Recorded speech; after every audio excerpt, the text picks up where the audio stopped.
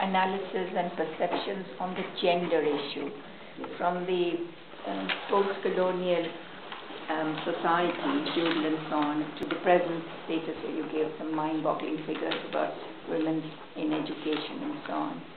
Do you, and you said this change is so imminent that hardly it can be controlled, but do you see that in the future there is this seesaw of power, for instance, women in decision making, and there are some traditional forces now which are being rejuvenated, religious forces and so on the women's agenda? Do you see how this is going to play itself out?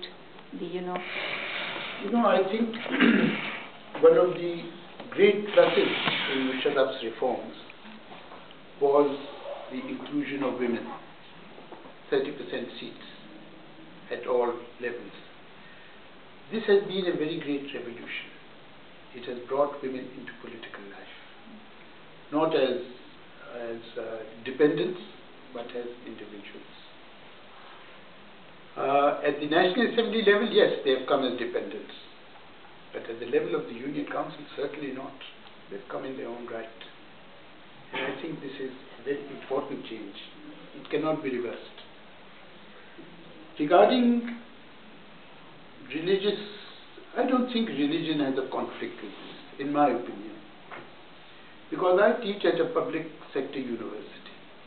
And I've taught at public sector universities since 1978.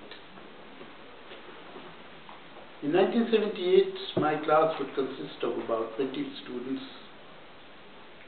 4 or 5 girls, the rest boys. Those girls came from semi-westernized families. They didn't wear the hijab. But they could not remain at the institution after Maghrib. They could not attend these variety programs, etc. Either that were arranged by the university, because so the programs had to be arranged earlier so that the women could attend, because after dark they had to go home. They couldn't go with the teams that went out to look at other villages and towns. I taught architecture. And if they went, their parents would ask a million questions. Today in my class, there are again about 20 students in